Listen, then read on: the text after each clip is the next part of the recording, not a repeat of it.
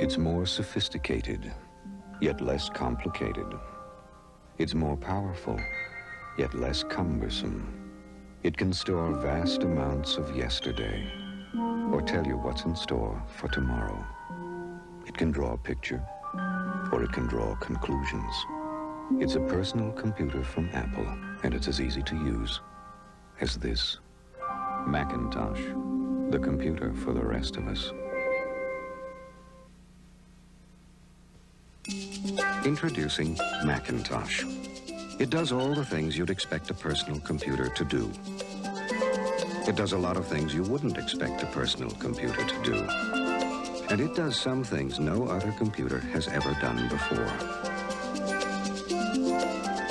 Of course, to do all this, you will have to learn to do this. Macintosh, the computer for the rest of us.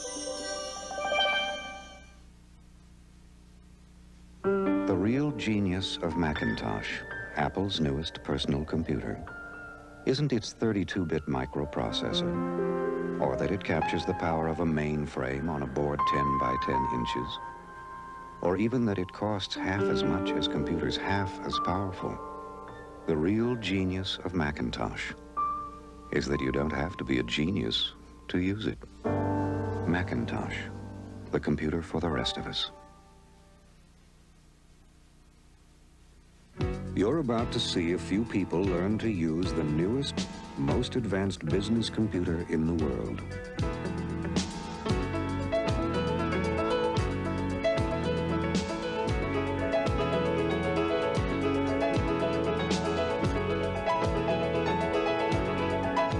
If you know how to point, you already know how to use it. Macintosh, the computer for the rest of us.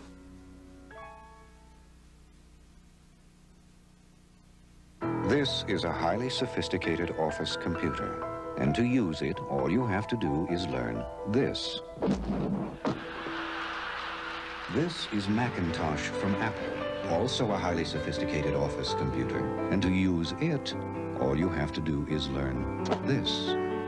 Now, you decide which one is more sophisticated. Macintosh, the computer for the rest of us.